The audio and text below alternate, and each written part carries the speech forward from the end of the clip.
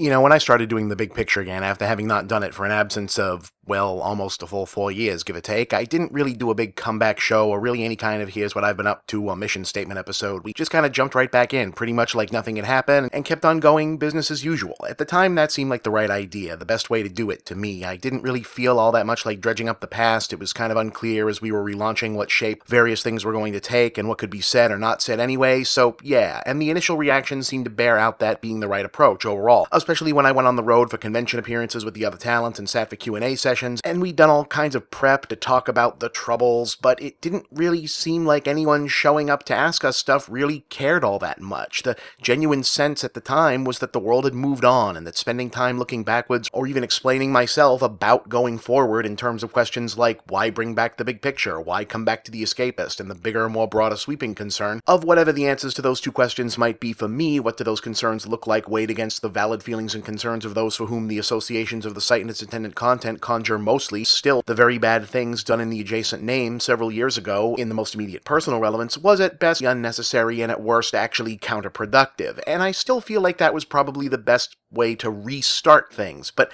given some recent happenings and conversations, I've come to consider that it's possible that I shouldn't have let it re-continue without some kind of acknowledgement or proper reintroduction. At the very least, something that said, now that we're back and for those of you just joining us, this is what we do and why. The Strategic Homeland Intervention Enforcement and Logistics Division.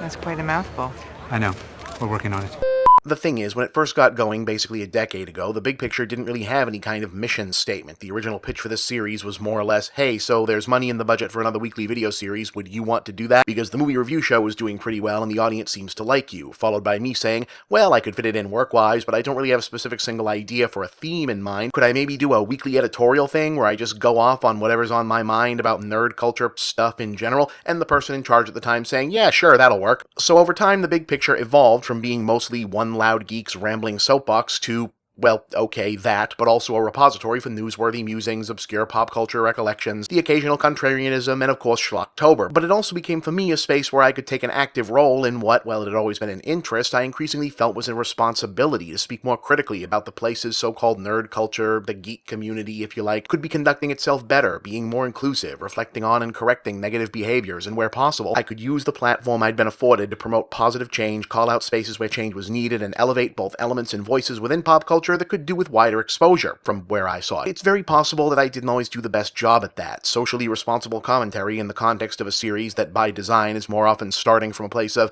hey, you remember the biker mice from Mars? That sure was a thing that existed, huh? Isn't always the easiest place to get to in an authentic way that doesn't turn into being preachy or pretentious, and it's hard not to wonder if by even trying you're not doing the very serious issues you try to engage with a disservice, or if you're not really doing anything helpful at all other than making yourself feel like your goofy job is making some meaningful contribution. Raise him!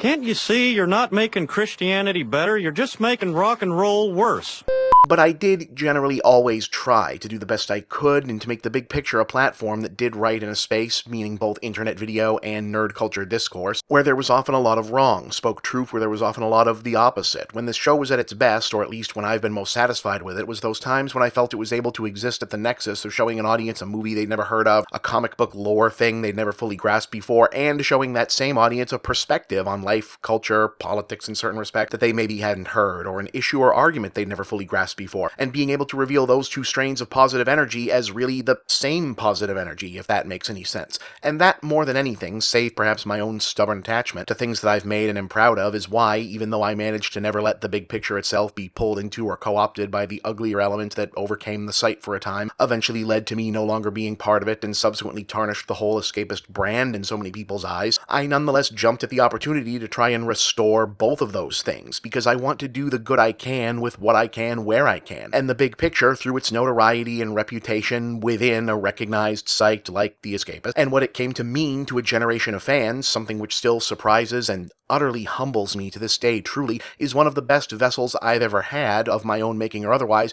to continue doing just that. I don't know what the future holds, and I mean not even as far ahead as tomorrow in any respect. I can't promise that I'll always say the right thing the right way, know what the right side is on first glance, or get something that should be obvious because I'm blinded by my own privilege or cultural baggage, but I can promise that I will always try, and that the purpose of this show will always be to improve the discourse, elevate unheard ideas, raise unrecognized raised points and broaden the horizons of a so-called nerd culture that too often wants to be narrow and enclosed as best I'm able. While also ensuring, of course, that if I have to go through life knowing that Turbo Teen was a real thing, My car skidded into a government laboratory where a top-secret experiment was underway. I swerved into the path of Dr. Chase's molecular transfer ray,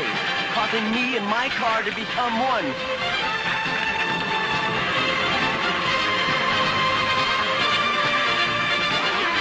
The incredible Turbo Teen!